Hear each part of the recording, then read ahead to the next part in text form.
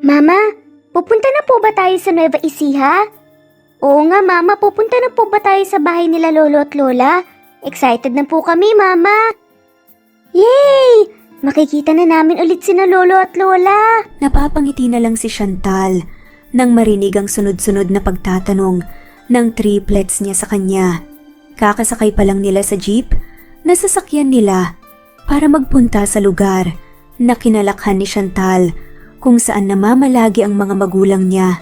At ngayon nga ay excited na ang tatlong mga anak niya na makita muli ang mga magulang niya. Zel, iho, may bagong sakay. Tanungin mo kung saan ang tungo nila.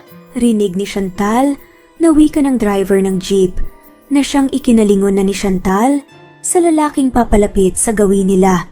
Ganun na lang ang panlalaki ng mata ni Chantal nang makilala at makita mismo ng dalawang mata niya ang lalaking hindi niya inaasahang makita sa mga panahon na iyon. Si Zel, ang anak ng amo niya noong naging kasambahay siya sa mansyon ng mga Gallardo at ang lalaking alam niyang may parte na sa puso niya. Ang lalaking alam niyang hindi niya matatakbuhan dahil sa tatlong mga mukha na alam niyang kaparehas na kaparehas ng lalaking kaharap niya sa mga panahon na ito. Chantal, tila natutulos na wika ni Zel habang naiistatwa na sa kinatatayuan niya.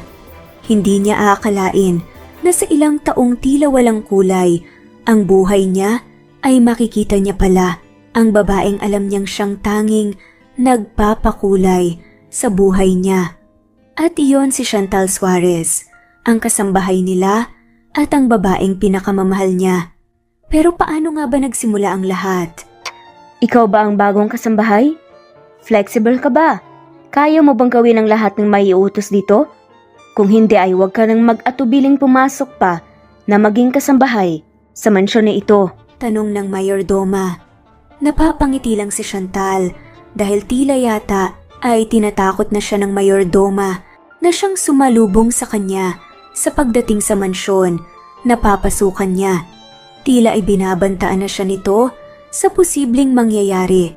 Pero dahil likas na matapang si Chantal ay hindi niya na binigyang pansin pa ang naging pananakot ng mayordoma sa kanya. Naku, kayang-kaya ko po ang lahat ng bagay. Flexible na flexible yata to, Manang. Ipinakita ni Chantal ang braso niya na siyang pinagtasan lang ng kilay ng mayordoma. Pinapasok na siya nito at saka ay tinuruan kung saan siya mamamalagi habang nakatira sa mansyon. Samantala, si Zel naman ay nagmamadaling lumabas ng kwarto niya habang tinatawag ang mayordoma. Manang, kailangan ko ng isang kasambahay. Ang mayordoma naman na narinig iyon ay mabilis na napapalabas sa quarters ng mga kasambahay. Mayordoma, opo, papupuntahin ko dyan, sir. Naglibot ng paningin ang mayordoma pero ni isa sa mga kasambahay nila sa mansyon ay puro nagtatrabaho na. Wala ni isa sa mga ito ang may bakante kaya nang pumasok sa isip niya, si Chantal ay mabilis na bumalik ang mayordoma sa loob ng quarters at saka ay hinarap na si Chantal na ngayon ay nag-aayos na sa mga gamit nito. Chantal, maghanda ka na, iha. Dadalhin ka ni sir sa lakad niya. Kailangan niya na makakasama. Hindi ko alam kung ano ang ipapagawa niya sa'yo pero dahil lang sabi mo ay flexible ka naman, ikaw nang sumama. Huwag ka nang magtanong pa at maghanda ka na lamang sa pagbaba ni sir mula sa kwarto niya. Doon ka na maghintay. Mula sa kwarto niya, doon ka sa salas magantay. Hindi na nakaangal pa si Chantal nang mabilis nang lumabas ng quarters ang mayordoma. Wala na siyang nagawa pa kundi ang maghanda na lang sa unang trabaho niya sa mansyon kasama ang anak ng amo niya. Gaya ng naging utos ng mayordoma ay naghintay si Chantal sa may salas. Nang makita na nga ang pagbaba ng lalaking alam niyang anak ng amo niya ay mabilis nang napapatayo si Chantal. Akmang babatiin na niya ang lalaki nang hagisan siya nito ng susi. Magtatanong pa sana siya kung para saan ang susi nang makita naman ang pag-alis ng lalaki sa harapan niya at ang paglalakad na nito palabas. Bagay na siyang ikinataranta ni Chantal at sinundan na ang lalaki sa labas. Sad nga ni Chantal. Sir, aanhin ko po ang susi. Si Zell naman na narinig yun. Napapalingon na nga lamang sa dalaga. Para saan ba ang susi? Pambabara ng lalaki sa dalaga na siya'y kinanguso na lamang nito. Napakamot sa ulo si Chantal at nahihiyang napatingin sa lalaki. Hindi po kasi ako marunong magmaneho, sir eh. May alam ako ng kaunti sa pagmamaneho pero ayoko pa rin pong subukan. Wala po akong lisensya. Hindi pa po ako handang makulong lalo na sa unang araw po ng trabaho ko. Nasaan ba kasi si Manong Max? Magpapahatid ako sa hotel kung saan ko imimit ang bigating investor ng kumpanya. Tanong ni Zell. Si Chantal na siyang hindi pa kilalang lahat ng tao sa buong mansyon, napapakamot na lamang. Sino po si Manong Max? Nakangiwing wika ni Chantal sa lalaki nang makita kung paano nagsalubong ang kilay ng amo niya sa kanya. Mabilis na nga lamang siyang nagsalita para magpaliwanag. Bago pa lang po akong kasambahay, sir. Ngayon lang din po ako nakarating kaya wala pa po akong pagkakataon na makilala ang lahat ng nasa loob ng mansyon. Sa sinabing iyon ni Chantal, ay doon na napapatingin si Zell sa kanya. Bahagyang nahiya si Chantal nang makita kung paano siya pinasadahan ng tingin ng lalaki. Tila ay naging conscious tuloy siya sa katawan niya dahil sa pamamaraan ng pagtingin ng lalaki sa kanya. Sakay na, wika na lang ni Zell na siyang sinunod na lang ni Chantal at hindi na umangal pa sa lalaking amo. Habang bumabiyahe sila, ay tila nahihiya si Chantal, lalo na at ang lalaking amo ang nagdadrive. Hindi naman sana big deal iyon pero dahil siya ang sakay, ay tila nahihiya siya. Okay pa sana kung may driver silang kasama at silang dalawa ang sakay dahil hindi siya magiging awkward sa loob. Pero ngayon na ang lalaking amo ang nagdadrive, ay tila nagiging iba na ang naging dating noon sa pagitan nila. Binaliwala na lang ni Chantal ang mga isiping iyon at naging alerto na sa mga kilos ng amo. Kailangan ay handa siya sa magiging utos nito sa kanya. Kunin mo ang cellphone ko at tawagan mo ang... Hindi pa man natapos si Zell. Right away, sir. Sagot agad ni Chantal dahil handa siya sa magiging utos nito sa kanya. Hindi pa man tapos, sa sasabihin ng amo ay mabilis na niyang sinunod ang iniutos nito sa kanya. Mabilis niyang kinuha ang cellphone ng lalaking amo sa may compartment ng kotse nito at saka ay sinunod ang naging utos nito sa kanya. Tawagan si... Mabilis na napakunot ang noo ni Chantal nang hindi na maalala kung sino ang iniutos ng amo na tatawagan niya. Sino nga po pala ang tatawagan ko, sir? Kapag kuwan ay pagtatanong ni Chantal, sa amo na ngayon ay namamangha nang nakatingin sa kanya habang naroon na ang maliit na ngisi sa labi nito. Nang makita iyon ng dalaga, ay tila doon na siya na estatwa. Hindi niya aakalain na makikita niya ang pinakamagandang ngiti na alam niyang hindi niya inaasahang makikita niya sa labi ng lalaking amo. Si Zell naman nang mapansin na kanina pa nakatitig si Chantal sa kanya, lalo na nang maalala ang maliit na ngiti sa labi niya, ay napapatikim na at umiwas na ng tingin. Tawagan mo ang sekretarya ko. Pag-uutos na ni Zell sa dalaga. Mabilis namang napatango si Chantal at hinanap na sa contacts nito ang iniutos ng amo niya. Nang masagot na ang tawag, ay mabilis na itong inilapit ni Chantal sa lalaking amo. Zell, handa na ba ang lahat sa hotel? Ano, makakasunod ka ba ron? Sana po ang lahat, sir. Pero mukhang hindi na ako makakasunod dahil walang magbabantay sa mama ko sa hospital. Pero don't worry po, everything is already settled at the hotel. The reservation, the VIP room and all. Okay na po ang lahat. Inasikaso ko na po yon bago ako nagpunta sa hospital. Sagot ng sekretary ng binata, maririnig na lang ang malalim na pagbuntong hininga ni Zell sa loob ng sasakyan habang nakikinig sa naging sagot ng sekretarya. Gusto niya sanang papiliin ng dalaga kung ano ang uunahin nito, ang trabaho ba o ang pamilya nito. Pero alam niyang Ang ina na lang nito ang tanging mayroon ng dalaga. Ayaw niyang maging masama sa sekretarya lalo na at ito na ang kasama niya noong hindi pa masyadong bigatin ang kumpanya niya. Hindi ito uma-absent kung hindi masyadong kailangan. Kahit birthday nito ay pumapasok ito sa kumpanya kaya alam niya kung gaano ito ka-dedicated. Ngayon lang talaga ito naging absent at dahil nataon pa na kailangan niya ito ay nag-request na siya na kahit yung reservation na lang at ang preparation sa naturang hotel na ang gawin nito. Bagay na siyang nagawa na nga ng sekretarya. Okay, papunta na rin ako sa hotel. Praying for a fast recovery. Habang nakikinig sa naging usapan ng lalaking amo at ng sekretarya nito ay hindi na maiwasan ni Chantal ang mamangha sa lalaki. Hindi niya akalain na sa masungit nitong mukha, sa likod pala nun ay may mabuting puso pala ang lalaki. Ang akala niya ay puro pagsusungit lang ang alam nito. Mabuti rin pala ang puso nito at dahil doon ay hindi na maiwasan ni Chantal ang pagkahangaan na ang lalaki. Swerte naman ang sekretarya mo, sir. Kapag huwan ay wika ni Chantal na siyang ikinakunot ng noo ni Zel. Bakit? Ano namang ikinaswerte niya? Kasi may boss siyang mabait at understanding na kagaya mo. Kung iba yun, baka kahit naghihingalo na ang ina ng sekretarya mo, hindi pumayag. Ganun kasama ang iba. Buti na lang at napunta siya sa mabait na boss na kagaya mo. Mabilis na napaangat ang gilid ng labi ni Zel. Paano mo nasabing mabait ako? Hindi mo pa nga ako nakikilala eh. First day mo pa nga lang. Tignan mo mamaya. Doon mo huhusgahan kung mabait ba talaga ako hindi. Lalo na pagdating sa mga investors ko. At papalpak-palpak ka. Hala, bakit naman nasali ako, sir? Hindi naman akong sekretarya mo ah. Eh bakit hindi kita isasali?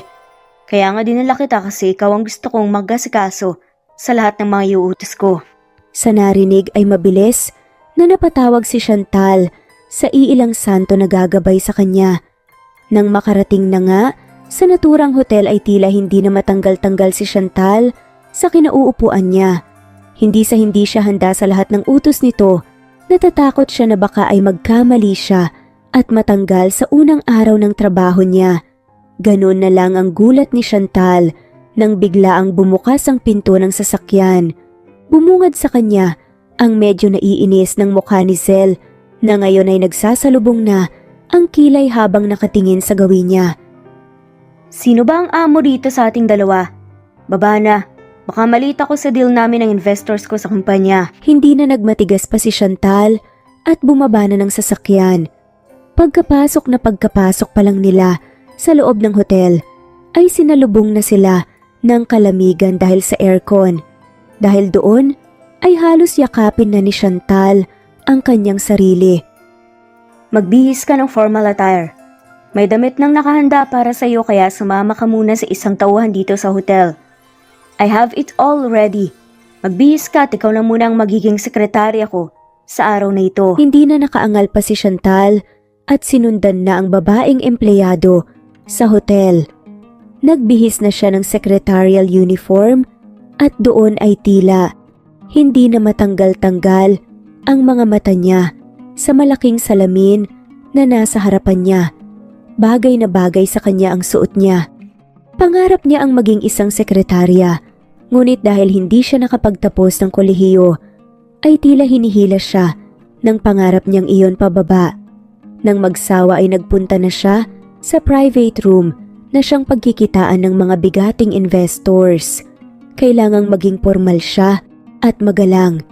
Hindi man maalam sa trabahong iyon, ay ginawa ni Chantal ang lahat ng makakaya niya para sa lalaking amo. Gaya ng naging instruksyon sa kanya, binati niya ang mga investors at saka ay pinagbuksan ng pinto. Nang makapasok na ang iilang kalalakihan na alam ni Chantal na bigatin sa business world, ay sumunod na siya sa mga ito papasok sa loob at saka ay maingat na isinara na ang pinto. Nang matapos ay tumayo siya, di kalayuan sa mga nakaupong mga kalalakihan na ngayon ay nag-uusap-usap na tungkol sa negosyo. Dalawa silang nakatayo sa gilid. Siya na kasambahay ni Zell at umaaktong sekretarya at ang assistant ng amo niya na si Jacob. Grabe, aura pa lang nila malalaman mo talagang mga bigatin. At saka ang gwagwapo ng mga lalaki, Jake. Halos bumubulong-bulong na wika ni Chantal sa lalaking katabi niya. Ganun na lang ang gulat ni Chantal nang makita kung paano kumislap ang mga mata ng lalaking katabi niya at kung paano ito naglaway habang nakatingin sa mga bigating bisita. Iisa lang ang pumasok sa isip ni Chantal sa mga panahong iyon. Bakla ang kasama niya. Bakla ka? Hindi na mapigilang wika ni Chantal na siyang halos ay hindi na mawari ng lalaking katabi niya. Sininyasan siya nitong huwag siyang maingay pero huli na ang lahat dahil nakatingin na ang iilang kalalakihan sa gawin nila. Sa paglingon ni Chantal sa gawin ng lalaking amo ay doon na napapangiwi ang dalaga. Nakita niya kung paano na sumama ang mukha ng lalaking amo dahilan para gusto na lang niyang tampalin ang bibig niya. Siya ba ang sekretarya mo, Mr. Gallardo? I heard she's a legend. She excels in every details of work at talagang dedicated sa trabaho. Hindi pa nakakapagsalita si Zell. Ay muli nang nagsalita ang isa sa mga investors na kamiting niya ngayon. Come here, miss. Sit with us. Nakakahiya naman na patatayuin ang hinahangang sekretarya ng isang Zell Gallardo. Dapat ay ginagalang ka, hindi ba Mr. Gallardo? Napatingin si Chantal sa lalaking amo at nakitang napapatikim ito. Palihim siya nitong si Nenya-san na umupo na nga lamang kasama sila. Dahilan para halos mga tugnang tuhod ni Chantal sa kaba. Actually, Mr. Ocampo, she's not. Hindi pa man tapos sa sasabihin si Zell ay nagsalita na ang lalaki, bagay na siyang ikinaputol na sa akmang pagsabi ni Zell na hindi ito ang sekretarya niya, kundi ay temporaryo lang na gumanap na sekretarya. What can you say about the rumors about you being the best and legendary secretary out of all company? Kay ganda siguro ng feeling nun, no? Anong masasabi mo? Si Chantal na hindi na alam ang sasabihin dahil hindi naman siya gaanong maalam. Sa English ay napapangisi na lang at sinabi na ang mga katagang pumasok sa isip niya ng mga oras na iyon. Maliit na bagay, mapaglarong wika pa nga ni Chantal sa mga kalalakihan. Tila sa narinig ay natahimik ang 4 na sulok ng private room na inukupan nila. Kahit si Zell ay napapatampal na lang sa noo nito, bagay na siyang ikinangiwi na ng dalaga. Ngunit ilang minuto lang ang nakalilipas, biglaan na lamang napuno ng tawanan ng private room. Bagay na siyang ikinagulat na nina Zell at Chantal. I think I like you. Kangising wika ng isang bigating lalaki, bagay na siyang ikinamulanan ng mukha ni Chantal. Ngayon lang siya nakatanggap ng compliment, kaya hindi niya maiwasan ang mamula. Hindi sa hiya, kundi sa kilig lalo na at gwapong lalaki ang nagsabi nito sa kanya. Nasa ganoong posisyon si Chantal nang mapansin na tila ay kanina pa may nakatingin sa kanya. Mabilis siyang napalingon sa paligid. Ganoon na lang ang gulat niya nang makitang si Zell pala iyon. Ang lalaking amo niya na kanina pa nakatingin sa kanya at ngayon nga ay nagsasalubong na ang kilay nito sa hindi niya malamang dahilan.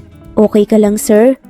Ganoon na lang ang pagkunot ng noo ng dalaga nang hindi siya pinansin ng lalaki, bagkus ay nakipag-usap na ito sa mga kaharap na investors. Anong problema niya? Kanina ay tingin siya ng tingin sa akin tapos ngayon deadman naman ako sa kanya. Nagkibit balikat na lang si Chantal sa naiisip niya. Mukhang masaya ang makasama sa iisang kumpanya ang sekretaryang katulad niya, Mr. Gallardo. Her bubbly ambience, yung mga ngiti niya at ang mga salita niya. I am sure, hinding-hindi ka kailanman malulungkot sa trabaho mo sa kumpanya dahil sa kanya, Mr. Gallardo. Sa narinig ay napapangiwi na si Chantal. Hindi niya mawari kung ano ba ang mararamdaman. Kung magiging masaya ba siya sa compliment na sinasabi ng lalaki o ang matawa dahil hindi naman siya ang sekretarya na siyang kilalang pinaka-the best na sekretarya sa larangan ng negosyo. Samantala, si Zell naman ay napapangisi na.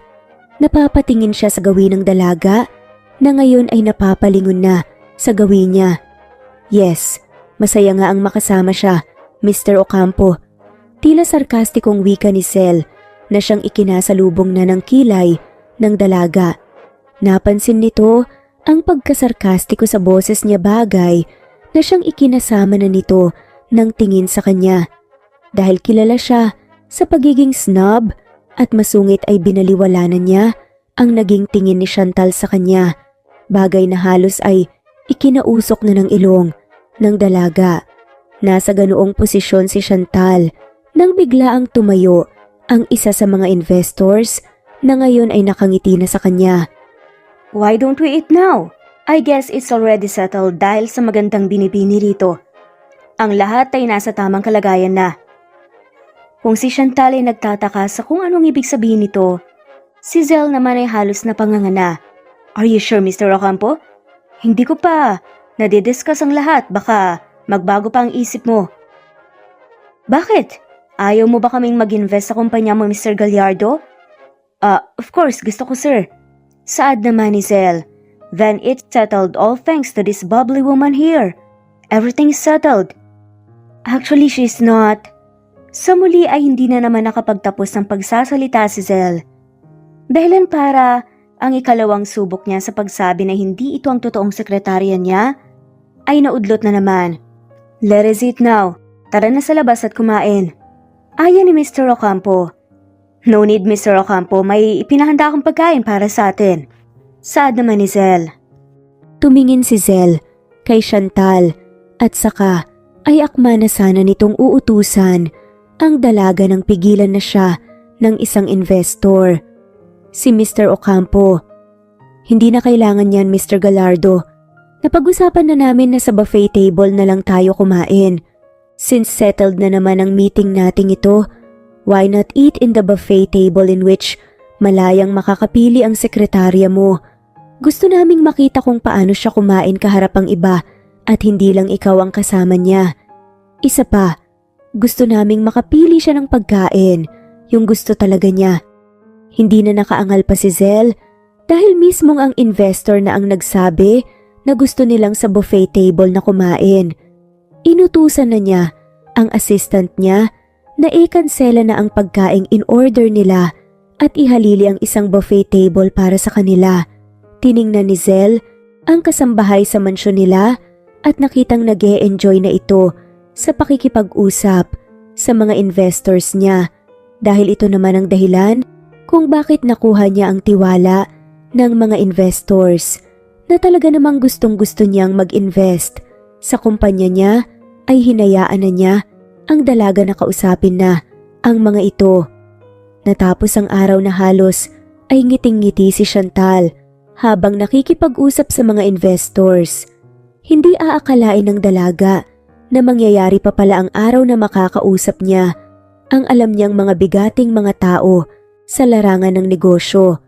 Alam niyang pansamantala lang ang lahat dahil hindi naman siya ang inaasahan ng mga ito na magaling na sekretarya. Pero kahit na ganoon ay hindi na mapag-ibsa ng saya ang puso ni Chantal. Ngiting-ngiti ka. Dahil ba yan sa mga masasarap na pagkain na nabudol mo sa hotel? Tanong ni Zell. Napailing na lamang si Chantal. Hindi hindi naman ako ganun kababaw. Isa na yun sa nagpapasaya sa akin, syempre minsanan lang yun. Pero ang mas nakakapagpasaya sa akin yung may mga nakausap ako ng mga bigatin na negosyante. Dream come true yun. Si Zell na kanina pa nag-iisip kung paano mag-thank you sa dalaga na papatikim na lang. Lalo na nang marinig ng dalaga pa mismo ang nagte-thank you sa kanya. Bakit nagte-thank you ka? Ako ang dapat na gumawa niyan. Wala, naisip ko lang na ikaw ang dahilan kung bakit natupad ang isa sa mga pangarap ko. Ikaw din naman ang dahilan kung bakit nakuha ko ang mga investors. Ikaw ang trophy ngayon ng kumpanya ko. Sabi pa ni Zell. Hawa, grabe ka naman sa trophy sir, baka lumaki ang ulo ko. Sabay natawa pa si Zell. Napailing-iling na lang si Zell sa naging biro ng dalaga sa kanya. Unang araw pa lang ng pagsasama nila sa trabaho ay magaan na kaagad ang loob niya rito. Bagay na tila ay siyang nagpakaba na kay Zell. Ito ang unang beses na gumaan ang pakiramdam niya sa isang tao ng ganoon kadali. May trust issue siya sa buhay, kaya halos lahat ng napapalapit sa kanya ay hindi niya kaagad pinagkakatiwalaan, dahilan para na ilalayo niya ang sarili sa iba. Pero si Chantal, kahit na wala naman itong ginagawa, ay kusa na kaagad siyang nakakaramdam ng katiwasayan at tila ay magaan na ang loob niya sa dalaga. Kahit na hindi naman ito nag-effort na makuha ang loob niya, ay kusa nitong nakukuha ang tiwala niya. Bagay na siyang bago lang kay Zell. Gayon pa man ay binaliwala na iyon ng binata sa pag-aakalang wala lang ang pakiramdam niyang iyon. Lingid sa kaalaman niya, iyon na pala ang simula ng kakaibang pagtibok ng puso niya para sa dalaga. "Good morning, sir." Bibong pagbati ni Chantal kay Zell nang makababa ito mula sa hagdan. Ilang linggo na ang lumipas magmula noong napasama siya sa hotel kung saan nakausap niya ang mga bigating investors, at magmula noon ay palagian niyang binabati ang lalaking amo na siyang ikinailing-iling naman nito. Ngumiti lang si Zell sa ginawang pagbati ni Chantal sa kanya. Ilang hakbang pa lang ang nagagawa niya nang magsalita si Chantal. Papunta na po kayo sa kumpanya niyo, sir? Tanong pa ni Chantal. Hindi, may pupuntahan akong mahalagang event. Bakit? Tanong naman ni Zell. Naroon po ba ang mga poging investors mo sa kumpanya? Pasilip naman po kahit isang segundo lang. Napapangisin na lamang si Zell sa naging banat ni Chantal sa kanya. Huwag na, baka matakot pa sila sa pagmumukha mo. Anong matakot? Nung nakaraan nga halos ayaw nang umalis ng mga mata nila sa akin eh. Napapiling na lamang si Zell sa narinig. Hindi mo po ba kailangan ng sekretarya kagaya noon? Available at ready ako and ready to mingle. Pagbibiro pa nga nito. Nakangisi na lamang ang lalaki. Ganun na lang ang gulat ni Chantal nang mahina siyang itinulak ng lalaki. Naamos sa may noo gamit ang hintuturo. Bagay na siyang ikinanguso na lamang ng dalaga. Alis na ako.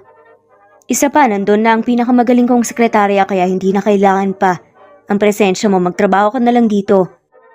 Umalis na nga ito at kinausap ang sekretarya. Pero saad ng kanyang sekretary, "Sorry po sir, mukhang hindi po ako makakaharap sa investors dahil may ubo at sipon ako. Sorry po talaga." Napabantong hininga na lamang si Zell. "Okay lang, hindi naman po pwedeng pilitin ka. Magpahinga ka na lang at magpagaling." Akmang magdadrive na si Zell palabas ng gate nang makatanggap naman ng tawag. Nagsalubong ang kilay niya sa inis. Si Mr. Ocampo, ang isa sa mga investors niya.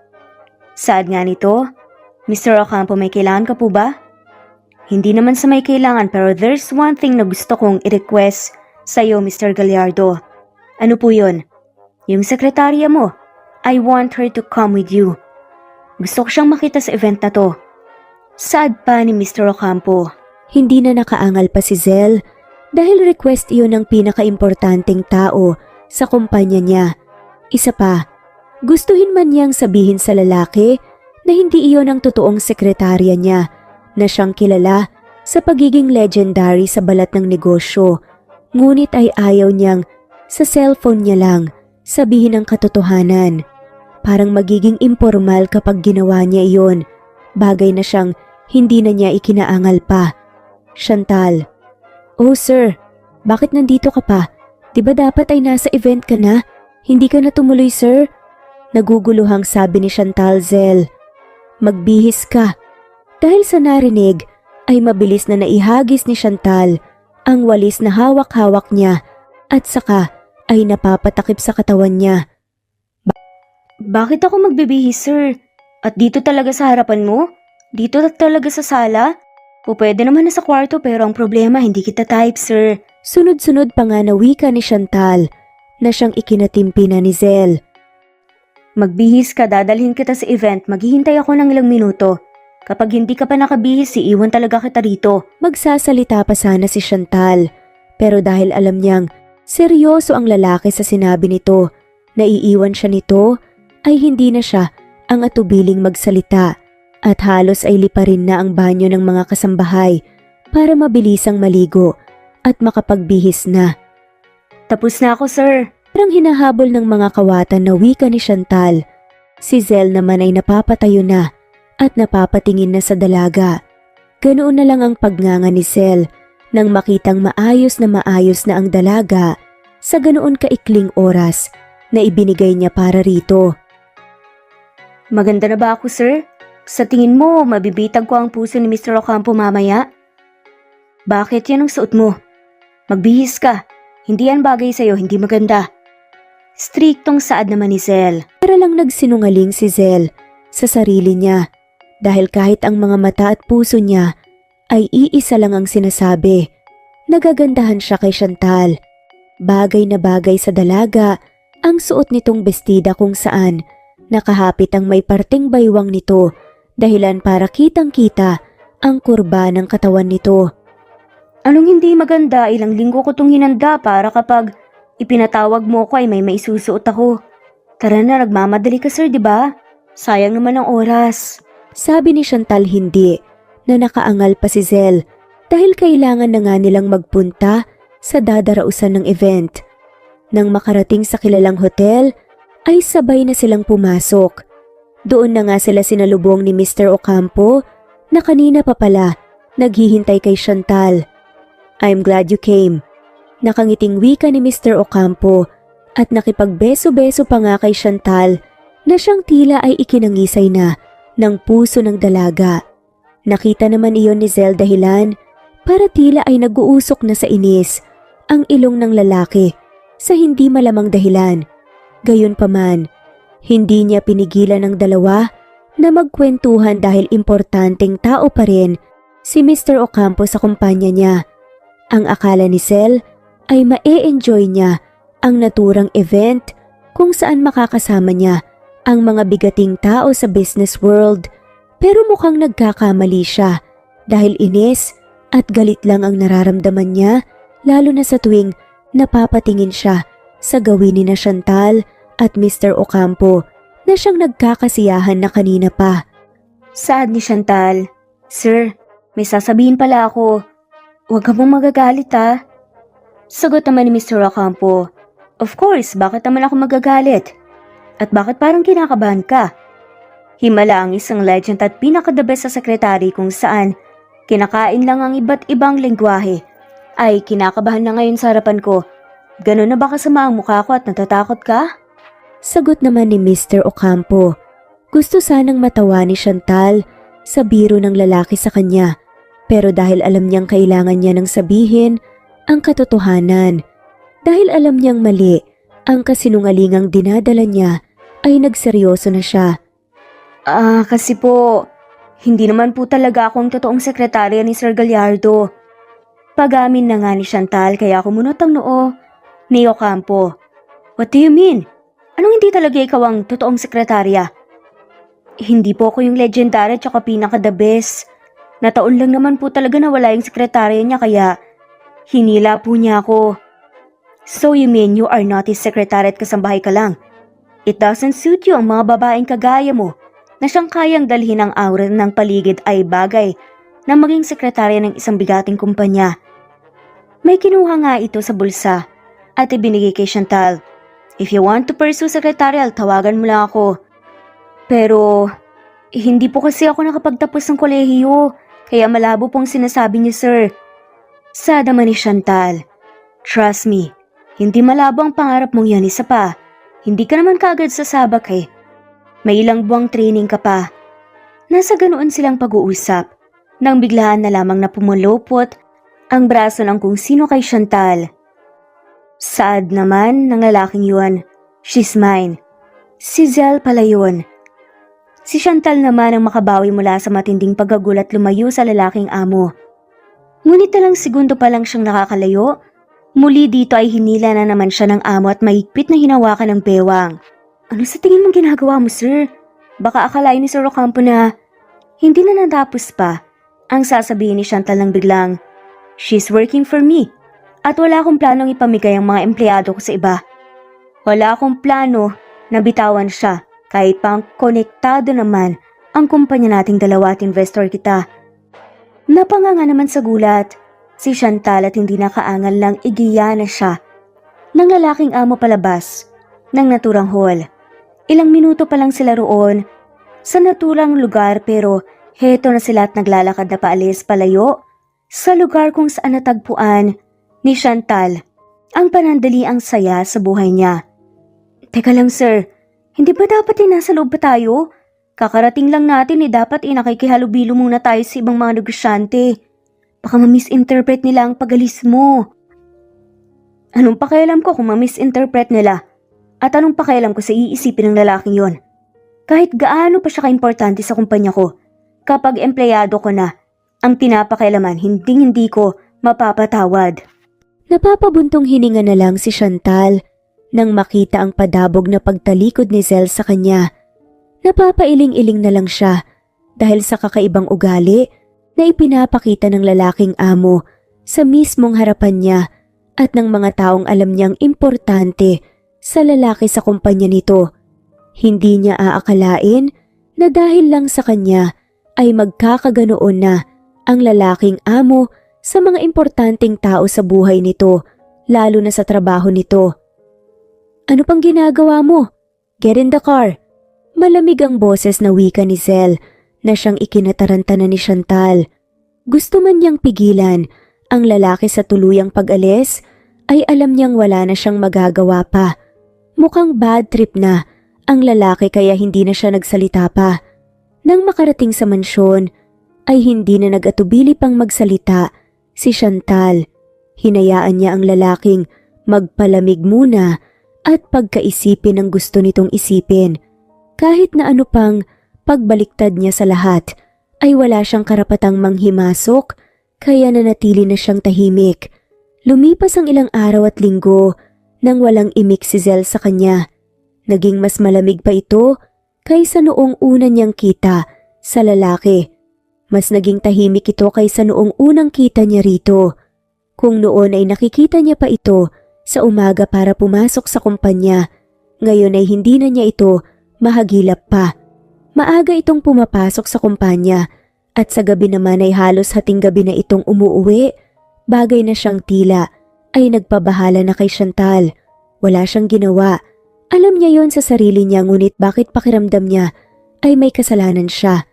Iyan ang palagi ang umiikot sa isipan ni Chantal ng mga panahong iyon. Kinaya niya noong una ang pagbabago ng ugali ng lalaking amo sa lahat. Pero ilang linggo lang ang lumipas ay hindi na niya kinaya pa. Kaya nang makahanap ng tiyempo ay mag-isa niyang hinintay ang lalaking amo sa may salas kahit pa alam niyang mapapagod siya kinabukasan dahil sa walang tulog. Bilang isang kasambahay, maaga silang gumigising para gawin na ang trabaho nila. Pero ngayon ay mas priority kay Chantal ang makausap ang lalaki nang hindi naaapektuhan ang trabaho niya kahit pa alam niyang kalusugan niya ang maaapektuhan sa ginagawa niya. Gayunpaman ay mas pinili niya ang isakripisyo ang tulog niya para sa ikakatiwasay ng isip niya. Sa ilang oras na paghihintay, halos ay mahulog na ang mga mata ni Chantal sa pagkaantok, ngunit pinigilan niya ang sarili niyang mapapikit. Nasa ganoon siyang posisyon nang marinig niya ang pagbukas ng pinto dahilan para ay halos magising ang diwa ni Chantal at mabilis na siyang napapatayo para salubungin ng lalaking amo. Ganun na lang ang gulat ni Chantal nang makita ang akmang pagkatumba ni Zell, dahilan para mabilis siyang tumakbo at sinalo ang lalaking amo sa pamamagitan ng pagyakap dito. Inaalalayan ng lalaki sa ganoong paraan. Bakit naglalasing ka, sir? May problema ka po ba? Ganon na lang ang gulat ni Chantal nang makitang bigla ang pagtawa ni Zell sa kanya. Kahit pa alam niyang seryoso niyang kinakausap ang lalaking amo. Sir, bakit ka tumatawa? Seryoso kung nagtatanong dito. Hindi ba obvious kung bakit naglalasing ako? Problema sa'yo, ang manhid-manhid mo. Mabilis na napakunot ng noo si Chantal sa narinig. Wala siyang maisip na ginawa niya para maglasing ang lalaki ng ganun. Inalalayan niya muna ito. Paupo ng sofa at nang akmang aalis na nga sana siya. Sa harapan nito ay nabigla naman siya. Sa biglaang paghawak ni Zell sa braso niya para pigilan siya sa pagalis. Hindi ba talaga halata, Chantal? Ang alin, sir? Gusto kita. Bigla ang pag-amin nga ni Zell. Si Chantal na siyang narinig ang katagang yon tila na bato sa kinatatayuan. Tila pakiramdam niya, nabibingi na nga siya.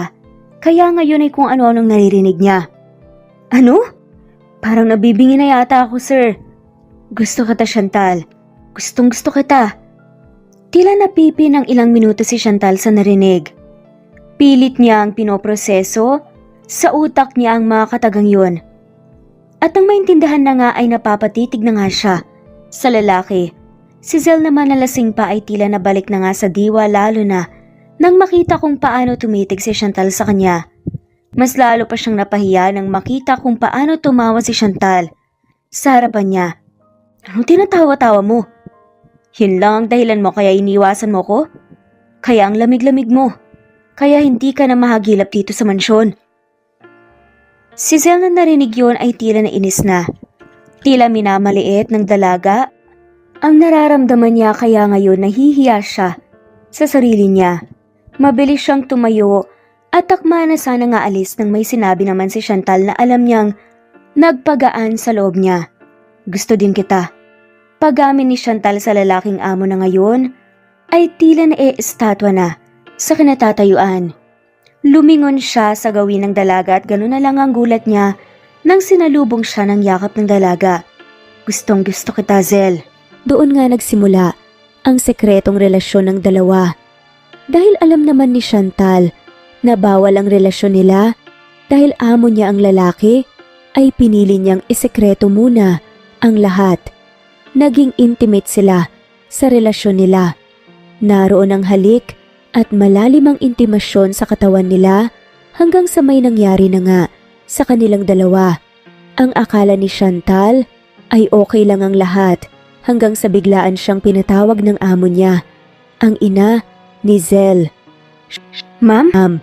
Hindi na nakapagsalita pa si Chantal nang pagkapasok niya ay sumalubong sa kanya ang malutong at malakas na pagsampal ni Mrs. Gallardo sa kanya.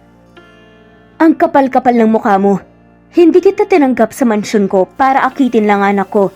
Sa lahat ng naging mga kasambahay ko, ikaw ang pinakamakapalang mukha. Pero ma'am, umalis ka na at huwag ka nang bumalik pa sa mansyon ko. Lumayas ka. Saad ni Mrs. Gallardo. Mabigat man sa loob ni Chantal, ay umalis siya ng mansyon. Hindi na siya nakapagpaalam pa kay Zell dahil binabantayan siya ni Mrs. Gallardo at alam niyang magiging mahirap lang sa kanya ang umalis kapag nakita niya si Zell, kaya minabuti niyang umalis na lang. Ang akala ni Chantal ay okay na noong umalis na siya, ngunit ilang linggo lang ay nalaman niyang buntis siya. Nagdadalang tao pala siya sa anak nila ni Zell. Gayunpaman ay hindi nalungkot si Chantal sa kinahinatnan ng buhay niya dahil may 3 batang dumating sa malungkot niyang buhay. Nanatili siyang malayo sa mga magulang niya dahil gusto niyang maging independent. Dahil malakas naman siyang pinalaki ng mga magulang niya, ay nakaya ni Chantal ang lahat kahit pa ay mag-isa lang siya sa buhay na siyang nagtataguyod sa triplets. Samantala, si Zell naman ay halos nalugmok ang buhay nang pagkagising niya kinabukasan ay hindi niya na mahagilap si Chantal. Ilang buwan niyang hinanap ang dalaga, ngunit ay hindi na niya ito makita pa. Tanong nga ni Manong Max, "O iyo, ikaw pala. Anong ginagawa mo rito? Baka mapagalitan ka ni Madam kapag nalaman niyang bumibisita ka na naman dito sa amin." Tanong ni Manong Max. Hindi naman niya malalaman kung walang magsusumbong. "Kung bakit ka ba kasi umalis sa amin, Manong Max? Iniwan na nga ako ni Chantal tapos ikaw naman ang sumunod. Ang hilig niya talagang saktan ako no?" Napatawa na lamang si Max sa narinig ng lalaking alam niyang itinuring niyang anak. Nagpaalam naman ako sa iyo na alis ako, 'di ba? Sabi ko nga, gustuhin ko mang manatili sa inyo dahil pamilya na ang turing ko sa inyo ni Madam, pero hindi naman po pwede dahil wala nang makakasama pa ang asawa ko sa bahay magmula nang mamatay ang anak namin. Hindi na nakipagtalo pa si Zell at tumulong na kay Manong Max na mamasada sa jeep. Sa tuwing nauumay na siya at pakiramdam niya ay tatanda siya ng maaga sa kumpanya, ay nagpupunta kaagad siya sa bahay ng dating family driver nila. Nasasanay na rin si Max na nagpupunta ito sa bahay nila, kaya hindi na siya nagulat pa nang isang araw ay madadatnan na lang niya ito sa bahay nila. Zell, iho, may bagong sakay. Tanungin mo kung saan ang tungo nila. Si Zell naman na naging busy sa pakikipag-usap sa ibang mga konduktor ay napapabaling na sa may jeep ni Max. Saan po ang tungo nila? Ganun na lang ang pagkagulantang ni Zell nang makilala ang bagong sakay sa jeep na nakaparada sa terminal. Si Chantal pala ang bagong sakay at ang mas ikinagulat niya ay ang 3 batang kamukhang kamukha niya. Chantal. Si Chantal naman ay hindi na nakapagsalita pa at parang napipi na silang dalawa habang magkatitigan. Nang mas naunang makabawi ay mabilis na napatikhim si Chantal at saka ay napapaiwas na ng tingin kay Zell bago sinabi ang destinasyon nila. Gustuhin man niyang magsinungaling at bumaba na lang ng jeep, pero alam niyang ang mga bata lang ang maaapektuhan dahil nakapangako na siya na uuwi sila ng Nueva Ecija sa bahay ng mga magulang niya. Sa pagbabiyahe nila ay labis na nailang si Chantal dahil sa mga titig na iginawad ni Zell sa kanya. Gayon pa man ay nagawa niyang baliwalain ang lahat. Ang akala niya ay okay na, pero nagulat na lang siya nang makita na si Zell na kanina patitig na titig sa 3 mga anak niya na lingid sa kaalaman ng lalaki ay anak pala nito sa kanya. Nang makarating sa lugar ay mabilis ang kilos na bumaba ng jeep si Chantal bago akmang aalalayan ng mga anak. Nang paglingon niya sa may jeep ay nadatnan niya ang 3 bata na hawak-hawak na ni Zell para alalayang makababa sa sasakyan. Napapaiwas na lang ng tingin si Chantal at hindi na tiningnan pa ang mag-ama kahit pakitang-kita niya kung gaano kaganda tingnan ang mga ito sa mga mata niya. Gustuhin mang sabihin ni Chantal ang katotohanan, ngunit alam niyang ang mga bata lang ang masasaktan sa kanila dahil ayaw ng ina ni Zell sa kanya dahil mahirap lang siya at pawang kasambahay lang. Tara na mga anak. Saan ni Chantal? Teka lang po, Mama. Sabi ni Sean, anak ni Chantal. Bumalik ang 3 bata sa gawin ni Zell at saka ito niyakap sa may binti habang nakatingala sa lalaki. Salamat po sa pagtulong sa amin sa pagbaba po sa jeep, Kuya Pogi. Pogi na, mabait pa. Sana po ganyan din po ang papa namin kapag nakilala po namin siya. Si Zell nang marinig iyon ay tila natutulos na sa kinatatayuan, lalo na nang makatitig ang 3 bata at ang sarili niya ang nakikita niya. Tila ay nananalamin siya at halos ay atikihin na siya sa puso sa lakas ng pintig noon habang nakatitig sa 3 mga bata. Si Chantal naman na narinig iyon ay napapaluhan na lang. Hindi alam ng mga bata na ang lalaking pinapangarap nilang maging ama ay siyang totoong ama pala nila. Pero sa tuwing naaalala ni Chantal ang lahat ng pupwedeng mangyari ay tila nababalik siya sa realidad. Gusto niyang ipaglaban ang pagmamahal niya. Gusto niyang ipaglaban ang pamilya niya, nila ni Zell. Pero sa tuwing naiisip niya na kapakanan ng mga anak niya ang nakasalalay sa bawat desisyong pinipili niya, ay tila naduduwag na siya. Hindi niya kayang isugal ang mga anak niya para lang sa iisang buong pamilya na inaasam-asam niya para sa mga anak niya. Mabilis na nagpahid ng luha si Chantal at saka inilapitan na ang mga anak. Tara na, Sean. Ashanti. Chandre. Saad nga ni Chantal, pero pagmamakaawa ni Zell, Chantal, mag-usap muna tayo please. Ano pa bang pag-uusapan natin, Zel? Sa tingin ko naman wala na tayong dapat pag-usapan pa. Kita mo na nga ako, ang nang iwan sa ating dalawa, bakit lapit ka pa rin ng lapit? Manhid ka ba? Kahit na nahihirapan sa bagaheng dala-dala ay hinawakan pa rin ni Chantal ang mga bata na ngayon. Nauna nang maglakad sa kanya. Hindi pa sila nakakailang hakbang nang magsalita naman si Zel. Anak ko sila, di ba? Parang nalilito na wika ni Zel na siyang tila ay nagpatigil na sa paglalakad ni Chantal. Alam niyang magmumukha lang siyang tanga kapag itinatanggi pa niya. Kamukhang kamukha at kuhang-kuha ang buong mukha ni Zel kapag tinititigan ng mga bata, kaya naiintindihan niya kung bakit napapatanong ito ng ganoon sa kanya. Pero dahil likas na magaling siyang magtakip sa mga bagay-bagay, ay nagawa niyang magsinungaling kay Zel para tantanan na sila nito. Anak ko sila, Zel. Anak ko lang sila, kaya please tantanan mo na ako. Kami ng mga anak ko, hindi lang ikaw ang lalaki sa mundo, kaya huwag kang magsalita na parang ikaw lang ang mamahalin ko sa buong buhay ko. Masakit man kay Chantal ang magsinungaling sa lalaki, pero mas iniisip niya ang kapakanan ng mga anak niya. Ayaw niyang nasasaktan ng triplets niya. Naranasan na niya noon ang pakiramdam na mapalayas at mapaalis sa buhay ni Zel. Ayaw niyang maranasan naman iyon ng mga anak niya kapag pinalayas naman sila ng ina ng lalaki. Nang tuluyang makaalis sa lugar, akala ni Chantal ay okay na ang lahat. Natuluyan na niyang nataboy si Zel nang ganun lang. Hindi niya alam na may plano pala ang lalaki na sundan sila at kunin ulit ang tiwala niya. Sa sumunod na araw, hindi na nagaksaya pa ng oras si Zel at nagpunta na nga sa mumunting bahay ng mga magulang ni Chantal. At sa pagkatok niya ng kanyang kamay sa may pintuan, kaakibat doon ang kaba na alam niyang maya-maya lang ay kakailanganin niyang harapin para sa pamilyang inaasam niya kasama si Chantal at nang alam niyang mga anak niya. Samantala, si Chantal naman ay napapakunot na ang noo habang napapatingin sa may pintuan. Nasa may hapagkainan na sila at handa nang magsikain nang biglaang makarinig ng katok sa may pinto. May inaasahan kayong bisita? Ma, pa? Tanong ni Chantal. Sagot naman ng kanyang ina. Meron, si Manong Carding, baka siya na yan.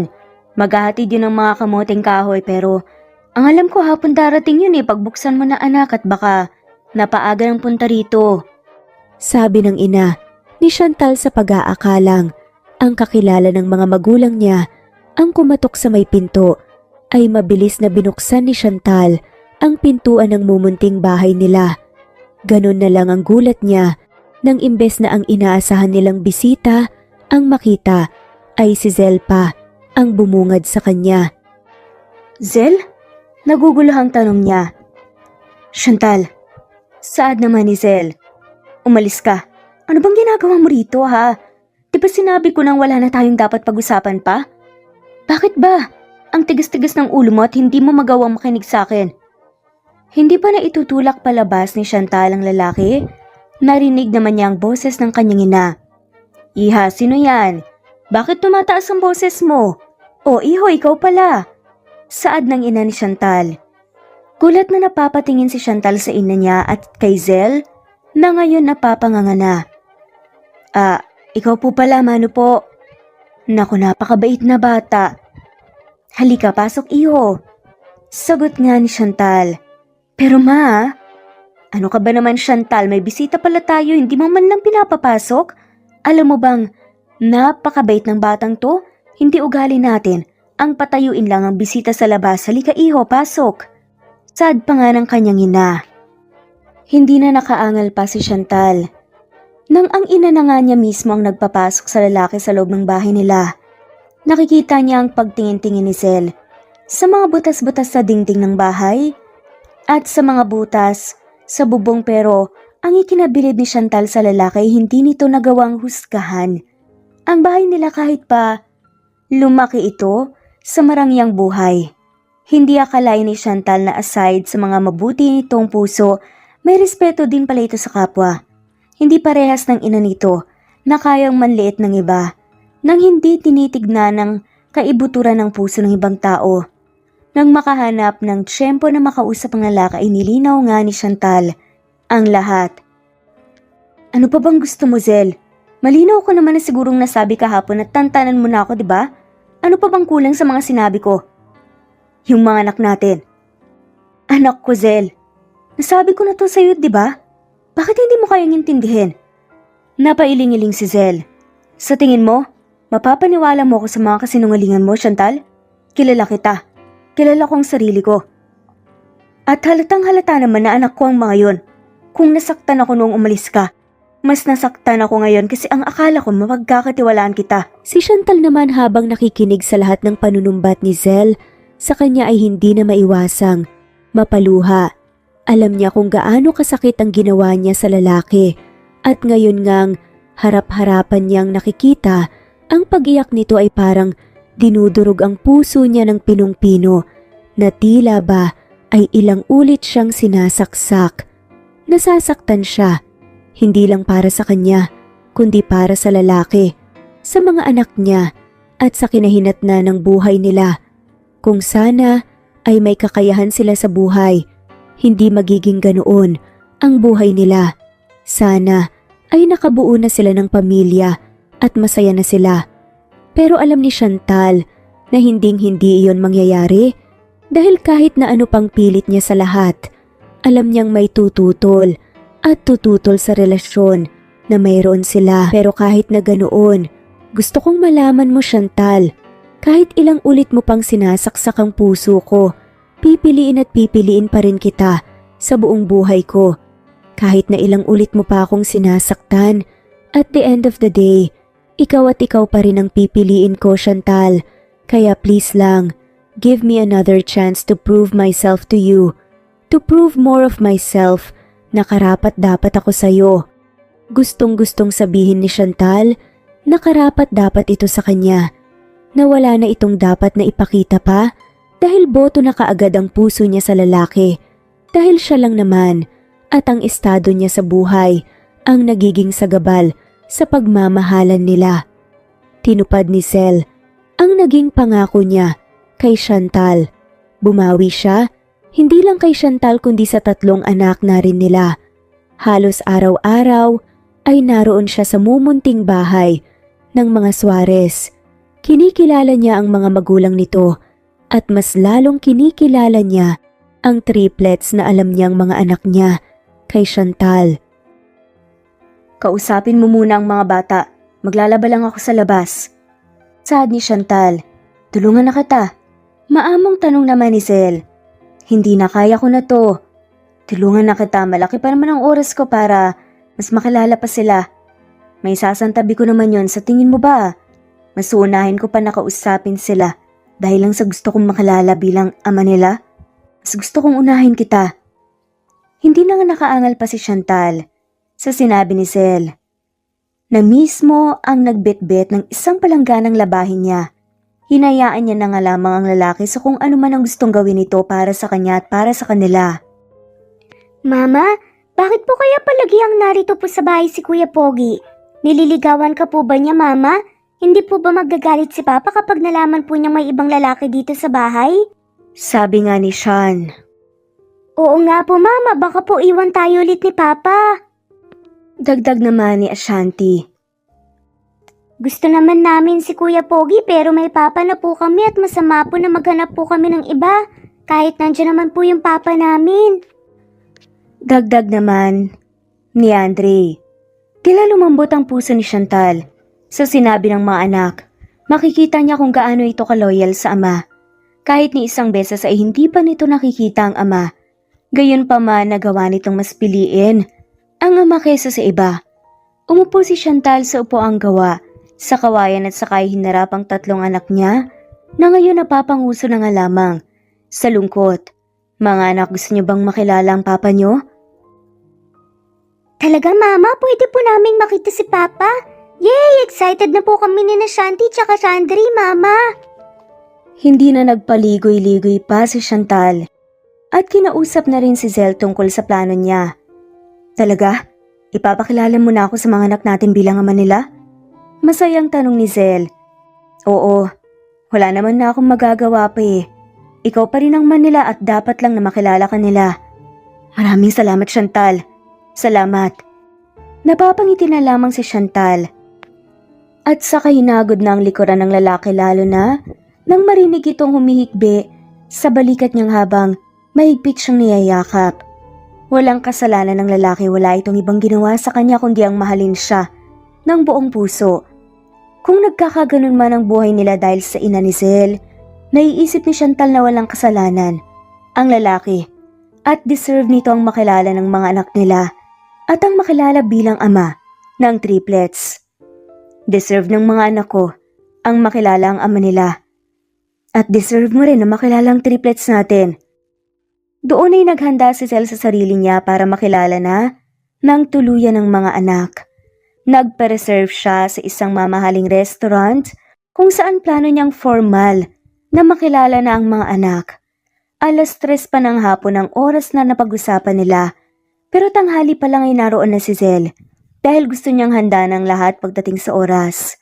Samantalang si Chantal naman ay halos hindi na magtanggal-tanggal ang ngiting nakapaskil sa labi niya, lalo na nang makita ang excitement sa mukha ng triplets niya. Mayaman po ba ang papa namin, Mama? Bakit sa restaurant po tayo magkikita? Pwede naman po sa bahay na lang. Gusto niya kasing formal na makilala kayo, kaya sa restaurant niya gusto makipagkita. Napakunot noo si Ashanti. Bakit po kapag ba nasa bahay tayo, hindi na po yun magiging formal? Takang tanong ni Ashanti. Formal pa rin naman pero kilala ko ang papa niyo. Hindi siya nagsasettle for less. Gusto niyang ibigay ang lahat, hayaan niyo na.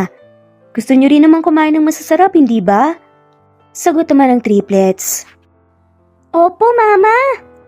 Sabay-sabay na sabi naman nila. May kutsing ipinasundo si Zel sa kanila sa bahay. Habang lulan nga sa mamahaling sasakyan, ay hindi na maiwasan ni Chantal ang makabahan. Lalo na sa magiging reaksyon ng mga bata kapag nalaman nilang ang lalaking umaaligid sa kanila ay siyang ama pala nila.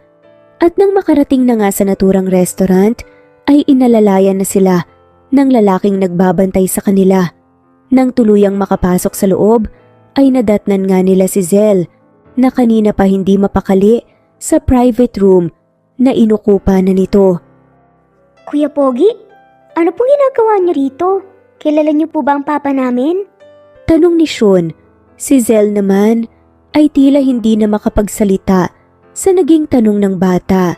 Kilala siyang magaling manalita, lalo na sa larangan ng negosyo, pero heto siya at natatamim sa naging tanong ng anak niya sa kanya, kahit ang simple lang naman ng naging tanong nito sa kanya. Anak, upo muna tayo. Hinintay muna ni Chantal na matapos sa pagsiserve ang mga waiter bago niya sinimulan ang pagsasalita. Wow, ang daming pagkain. Si Papa po bang naghanda nito, Kuya Pogi?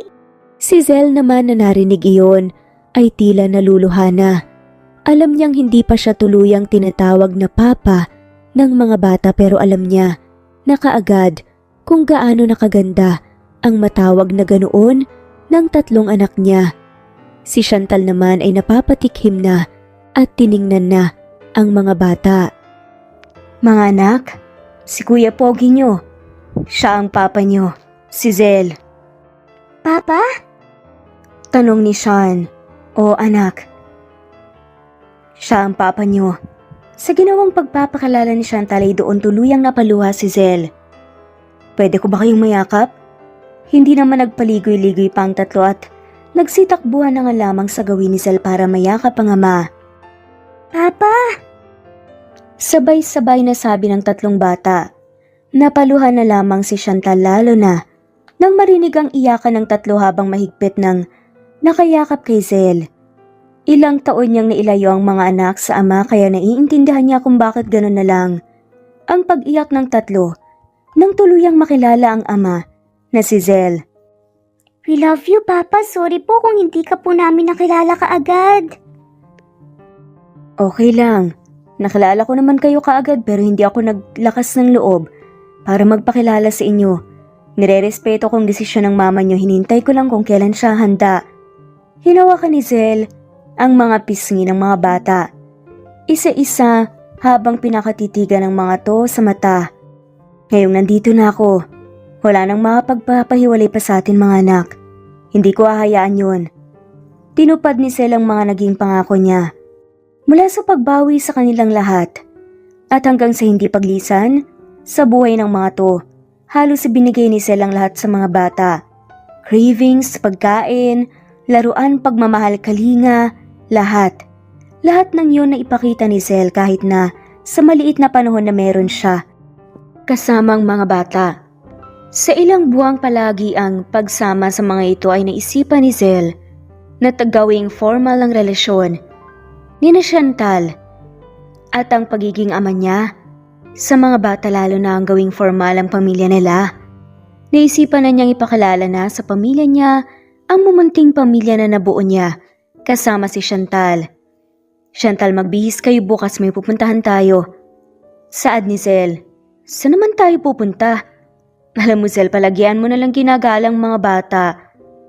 Dapat makontento lang kami sa simpleng bagay. Huwag mong baguhin ang lifestyle namin. Hindi naman tayo gagala, pupunta tayo sa mansyon. Ipakikilala ko na kayo sa mga magulang ko. Tila, saan narinig ay nabiging si Chantal? Napapaatras siya. Tila bumabalik ang naging banta ng ina ni Zell sa kanya. Heto na naman siya. Naduduwag. Hindi, ayoko. Ayokong bumalik sa mansyon. Baka mamaya, magbago pa bigla ang buhay ng mga anak ko. Anong nangyayari, Chantal? Bakit takot na takot ka? May nangyari bang hindi ko alam? Chantal, sabihin mo sa akin. Pagpupumilit naman ni Zell. Tila nabahala naman ito sa panginginig at nakitang takot sa mukha ni Chantal dahilan para tanungin niya ng ganon. Ganon na lang ang gulat ni Zell nang makita ang luha nga na kanina pa tinitimpi ni Chantal. Hindi siya manhid. Alam niyang may ibang nangyari. Hindi pa man nasasabi ni Chantal ang totoo ay may kutob na kaagad siya. Bagay na siyang tila ay nagpabuhay sa inis na nararamdaman ni Zell para sa ina niya. Anong ginawa ni mama sa'yo, ha? Sabihin mo sa akin. Tanong pa ni Zell. Please, ayoko nang bumalik sa mansyon niyo, Zell. Ayoko doon, dito na lang ako. Hindi, ipakikilala ko kayo kay mama.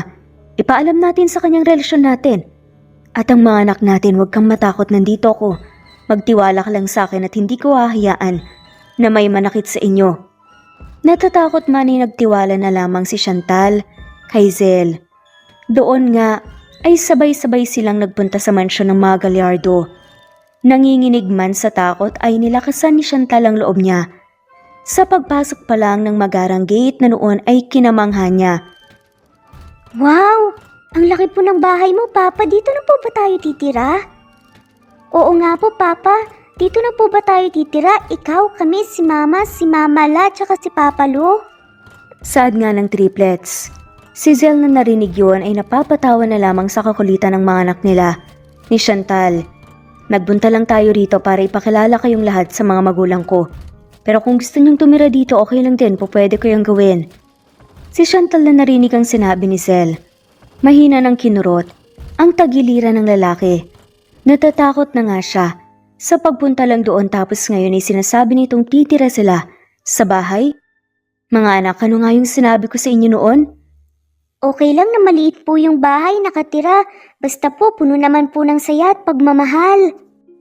Sagot naman ni Andre. Tama, kapag titira kayo rito sa mansyon, hindi niyo madadala si Mama La at saka si Papa Lo. Gusto niyo bang mawalay sa kanya? Tanong pa ni Chantal. Hindi po Mama, love po namin si Mama La at saka si Papa Lo. Ayaw po naming iwan sila sa bahay natin, Mama. Cute naman ang mga anak ko, pahalik nga. Si Zell naman na nanunood sa mag-iina niya. Hindi maiwasang mapangiti na lamang sa nakita.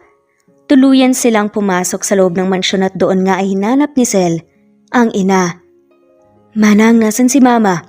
Tanong ni Zell. Sagot naman ng mayordoma.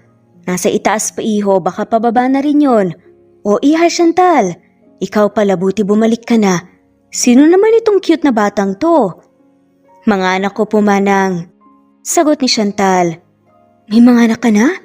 Tanong ng mayordoma. Anak po namin Manang Yalaya. Saad naman ni Zel. Doon na halos lumuwa ang mata ni Manang sa narinig. Anak niyo? May anak kayo ni Sir Zel, Chantal? Bago po ako napalayas sa mansyon, may nangyari po sa amin ni Zel, Manang. Hindi naman po ako nagsisisi na nagbunga po yung ginawa po namin dahil ibang kasiyahan naman po yung naging dulot noon. Tsaka ang blessing yung mga anak ko. Sila yung tipong naging sandalan at naging rason ko para mas maging matatag at manatiling maayos ang buhay. Kung wala po sila, hindi ko alam kung saan ako pupulutin. Tumangot ang mayordoma. Proud ako sa iyo, iha. Hindi madali ang maging isang single mom lalo na sa edad mo. Nasa ganoong pag-uusap sila nang biglaang silang makarinig ng boses at ng mga yabag na alam ni Chantal na ilang taon niyang kinatatakutan noon. Sino yan? Sabi nga ni Mrs. Gallardo. Ganun na lang pagka-estatwa ni Chantal nang sumalubong sa kanyang nakataas na kilay ng donya. O Chantal, ikaw pala. At may mga kasama ka pala. Ang kapal-kapal naman ang mukha mong umapak sa mansyon ko. Matapos ang ginawa mo, may gana ka pa talagang bumalik at magpakita rito? Tanong ni Mrs. Gallardo. Ma, pagpipigil naman ni Zel. Kunot noong saad naman ni Mrs. Gallardo. Zel, anong ginagawa mo dito? Diba dapat ay may ginagawa ka sa kumpanya at bakit nakahawak ka dyan sa babaeng yan? Ma, hindi lang siya babae. May pangalan siya, si Chantal. At siya ang babaeng ibig kong pakasalan. Lakas loob na saad ni Zel. Nahihibang ka na ba, Zel? Ano bang pinakain ng babaeng yan sa'yo at ganyan kakapatay sa kanya? Nakalimutan mo na ba? Iniwan ka ng babaeng yan. Sinaktan ka niya kaya bakit dikit ka pa rin ang dikit sa babaeng yan? Alam kong alam mo kung bakit siya umalis sa mansyon natin, ma. Pero hindi kami nagpunta rito para kumprontahin ka. At ipamukha sa'yo na ikaw ang may kasalanan ng lahat. Nandito kami para ipaalam sa'yo. Sa buuin naming pamilya. Sa ayaw at sa gusto mo. Ina kita. Nire-respeto po kita. Kahit na ikaw ang dahilan kung bakit nasasaktan ang mumunting pamilya ko, ipinaalam ko pa rin sa'yo. Dahil ina kita. Saad naman ni Mrs. Gallardo. Sa tingin mo ba? Natutuwa ako sa mga pinagsasabi at pinaggagawa mo ngayon? Hindi. Mamili ka. Ang babaeng yan o ang mana mo? Ganun na lang ang gulat ni Mrs. Gallardo nang imbes na matakot si Zel, napapangiti pa ito. Sa tingin mo ba ay matatakot ako dyan, ma? Tinuruan ako ng babaeng to kung paano makontento. Tinuruan ako ng babaeng pinakamamahal ko kung paano maging masaya nang hindi gumagamit ng pera at kapangyarihan. Tapos ngayon pinapapili mo ko kung mana ba o babaeng pinakamamahal ko at ang mga anak ko? Simple lang ang sagot ko, ma. Siya at ang mga anak namin ang pinipili ko. Ilang taon akong namuhay, hawak-hawak ang mana ko. Naging masaya ba ako, gaya ng kasayahang ipinaramdam ni Chantal sa akin gamit ang pagmamahal, ma? Hindi! Doon ko lang naramdaman ang totoong saya noong dumating na siya sa buhay ko. Kaya simple lang magiging sagot ko sa tanong mo. Siya at siya lang ang pipiliin ko, wala ng iba. Ak mga alis na si Zel. Kasama ang mga to ng maalalang mga bata. Siya nga pala, ma. Ashanti, Chandre, at si Sean, mga apo mo. Hindi naman siguro may pagkakailang mga anak ko sila kaya alam kong hindi mo na masasabi pa na pinipikot lang ako ni Chantal at nagsisinungaling lang siya dahil alam kong alam mo na kamukhang kamukha ko sila nung bata pa lang ako. Mabilis na hinawakan ni Zel ang kamay ni Chantal at ng triplets niya nang si Chantal naman ang huminto sa paglalakad at bumalik sa gawin ni Mrs. Gallardo. Wala akong naging lakas ng loob na sagutin kayo noon, madam. Pero naisip ko na hindi magiging ganun katatag ang pamilya ang nabuo namin kung palagi ang si Zel na lang ang lumalaban sa amin. Kaya nandito ako sa harapan mo para ipaglaban ang pagmamahal ko sa kanya. Mahal na mahal namin ang isa't isa. Wala man akong pera pero maipapangako ko po na maibibigay ko sa kanya ang tunay na saya at pagmamahal dahil deserve din po yun ni Zel, madam. Papaalis na sila sa mansyon nang nagulat siya nang ang tatlong bata naman ang lumapit sa donya. Mag-ingat po kayo dito sa mansyon, Lola, ma. Kahit po ayaw mo po sa amin ni Mama, mahal ka po namin dahil ikaw po ang ina ni Papa. Sabi po sa amin ni Mama, mahalin namin ang kapwa namin kahit na ayaw po ng iba sa amin. Kaya mahal ka po namin, Lola Ma. Ingat ka po rito dahil wala po kami na makakatingin sa'yo rito eh. At nang niyakap na nga ng triplets, ang Donya ay doon na napapaluha, si Chantal. Hindi niya aakalain na napalaki nga niya nang maayos ang mga anak niya kahit pa hindi sila ganoon kayaman. Doon talaga masusukat na kahit na ano pa ang katayuan mo sa buhay. Basta ay naituturo mo ang tama ay lalaking may mabuting puso ang mga anak mo. Bata pa lang ay tinuturuan na ni Chantal ang mga anak niya na maging mabait sa kapwa. Hindi niya aakalain na gagawin ito ng mga anak niya, lalo na sa lola ng mga ito na ayaw sa kanila. Sa ilang buwan na pagsasama sa iisang bubong, lalo na sa mumunting bahay, ay doon nga naramdaman ni Zell ang totoong saya.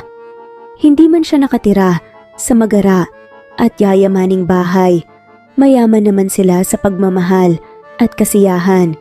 Gamit ang perang naipundar ni Zell sa pagtatrabaho sa sariling kumpanya, ay nagawa niyang magpatayo ng iba't ibang negosyo para sa ikakahanda niya sa nalalapit na pagkabuo ng pamilya nila. Kasal na lang ang kulang at magiging ganap na silang isang buong pamilya. Sa hinabahaba ng prosesyon, dumating din ang inaasam-asam nilang araw, ang kasal. Chantal Suarez, do you take Zell Gallardo as your lawfully wedded husband? Tanong nga ng pare, I do, father. At doon na nga tinapos nilang kasal sa isang matamis at mainit na halik na nagsisilbing simbolo sa pagkabuo ng pamilya nila. Nagkakasiyahan sila sa isang private resort. Congratulations dito, congratulations doon. Nasa ganun silang sitwasyon nang biglaang may dumating na hindi inaasahang bisita, si Mrs. Gallardo. Ma, tanong nga ni Zell. Mabilis na itinago ni Zell ang mag-ina niya sa likod niya sa pag-aakalang naroon ang ina para saktan sila. Hindi pala yun ang plano ni Mrs. Gallardo para sa kanila. Kung nandito ka para guluhin kami, huli ka na, ma. Kasal na kami ni Chantal. Huwag mo nang ituloy pa ang plano mo dahil kahit ina pa kita, tatawag at tatawag ako ng mga security kapag gagawa ka ng gulo. Congratulations, anak. Yun naman ang sinabi ni Mrs. Gallardo. Hindi na napatapos pa si Zell at tila ay natulos na lang sa kinatatayuan sa narinig. Hindi niya akalain na maririnig niya ang mga katagang alam niyang ilang buwan niyang hinintay na marinig mula sa ina. Ma, naluluhang wika na lamang ni Zell sa ina at doon napatakbo si Zell at napayakap sa ina na ngayon ay halos mapahikbi naman sa pag-iyak. Sorry anak kung naging masamang ina ako sa'yo. Hindi ko na naisip ang kaligayahan mo. Hindi ko na naisip kung ano ang tunay na makakapagpasaya sa'yo. Kaya pasensya na at nahuli si mama. Okay lang ma, ang importante ngayon okay na tayo. Humarap naman si Mrs. Gallardo kay Chantal. Iha, pasensya na sa ginawa ko noon sa'yo. Sa pagkabulag ko sa pera at sa pagiging matapobre ko. Hindi ko na naisip kung sino at ano nga ba ang tunay na makakapagpasaya sa anak ko. Salamat at hindi mo siya sinukuan ni Iha. Okay lang po. Sumuko ako nung una pero noong ipinakita niya sa akin na makakaya namin.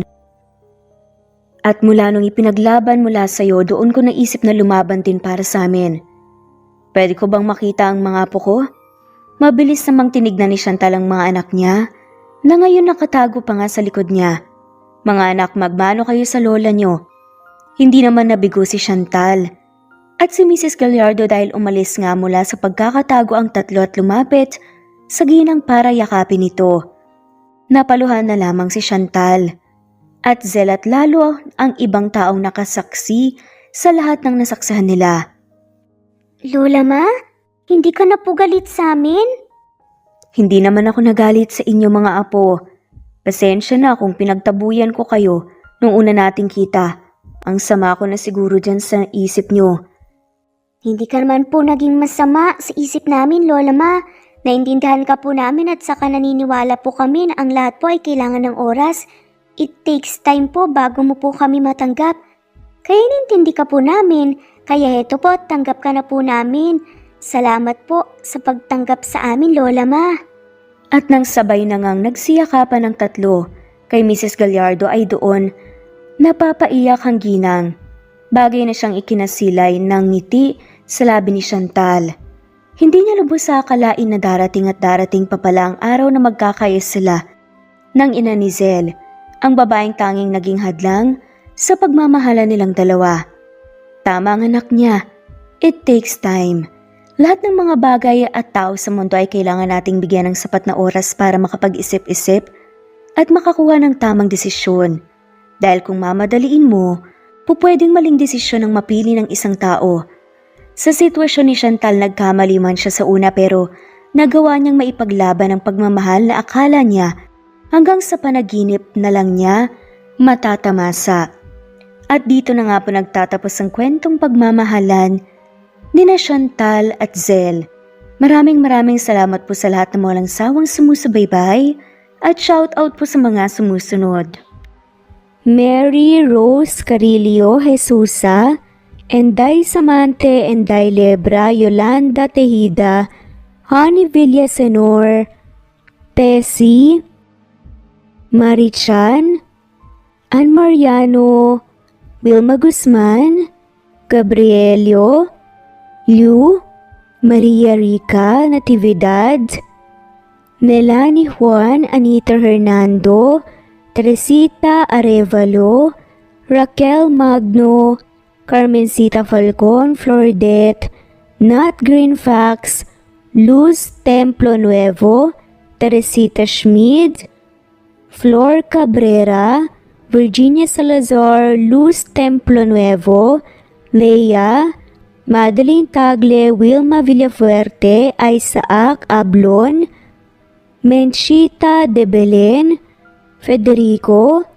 Mercy Edrosolo, Fe, Adamson Machas, Quinciano Ebas, Eli Ramirez Elizabeth Gilas, Harem Ruhi, Julius Edna Romero, Charlie Angelina Samia, Emma Gadiano, Rosemary Vasquez, Lisa, Estelita Mahia, Elvi Candontol, Corazon Danke of University of Eastern Philippines University, Teresita, Neil Bacolor, Evangeline Zamora, Charlie Jane Clemente, Susan Upaga, Susan Rodrigo, Fred Deliza de Guzman, Juby Hernandez, Helen Murillo, Edarlina Fahil,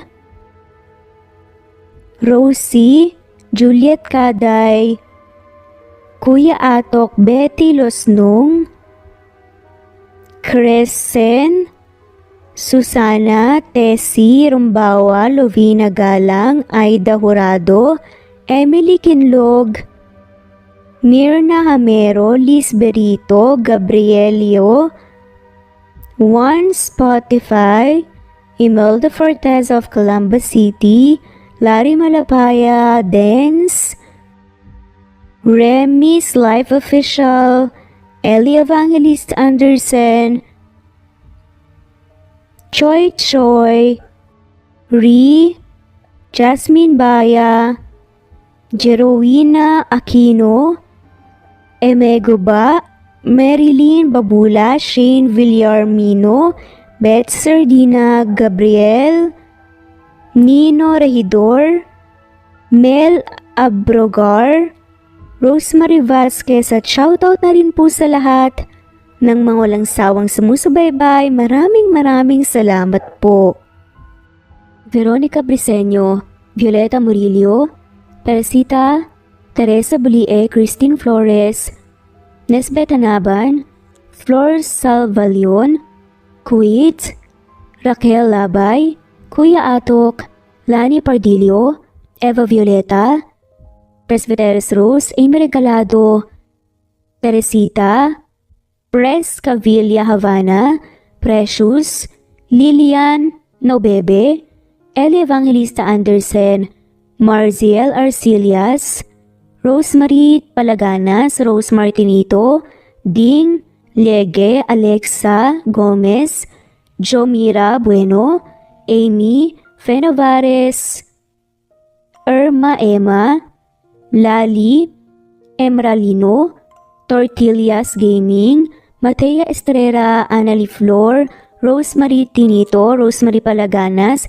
Excelsis Tagala, Emily Kinlog, Rosemary, MM, Penning Escal, Neri Cabangon, Lucia Baldo, Rosemary Vasquez, Londono Villas, Faye, Rosemary, Angelo, Vicky Adlaon, Mercy Villantes, Rezeline Unday, Allen, Ace, Nino Regidor, Jeyo Cadtec, Escapades Matilda, Irma Valerio, Agustina Aniceto, Cecilia Alvior, Naitan Canada, Lily Roda Barcial, Eli Ramirez, Doris Day Pangan, Lynn Lee of Macau, Reyes, Rebecca Tezuka, Noel Macero, Rizalina Credo, Mitchie Karch, Romel Carion,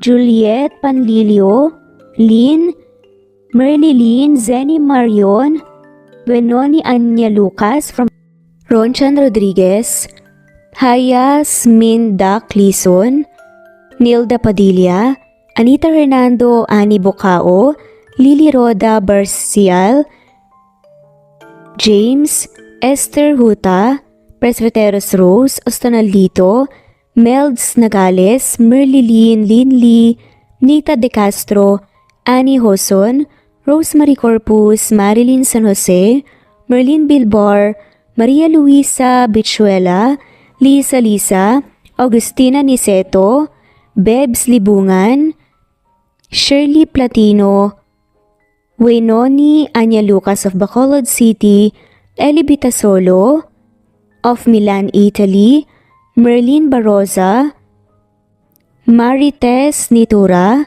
Irene Bocao, Annie, Bin Siolim, Inday Cardoniga, Mercy Villantes, Rosemary Vasquez, Lovina Galang, Mila Gonzalez, Matea Estrera, Zenaida Porter, Annalie Flor, Evelyn, Maria Valete, Mercy Kate Vlogs, Ona Basco Guin, Donna Bugayong, Carmencita Falcon, Chubby Doll, Lovina Galang, Rebecca Tezuka, Renato, Kuya Atok, Veronica Briseño, Eli Ramirez, Maria Valete, LV Candontol, Filipina 08, Enday Samante, Enday Lebra, Merlin Gomez, Maria Merly Brogada, Evelyn, Alexa Ani Gomez, Farida Piang, Mercedita San Jose, Lucena Bunag, Cleo Waling, Maria Luisa San Jose, Drine, Chi Sevilla, Merlin Baroza, Goldfinger, Evan, Camindanao, Salve Celes, LV Balanza, Bernardita Bravo, Evan, Ana Corasawa, Ann Mariano, Maria Behero, Flora Gabriel, Nena Ano, Rosalina Herrera, Teodora Villar, Chubby, Joy Empleo, Eli Bitasolo, at shoutout na rin po sa lahat na walang sawang sumusubaybay. Maraming salamat po at muli. Ito ang Cat Amazing Stories. Thanks for listening and shoutout po sa ating lahat. God bless everyone.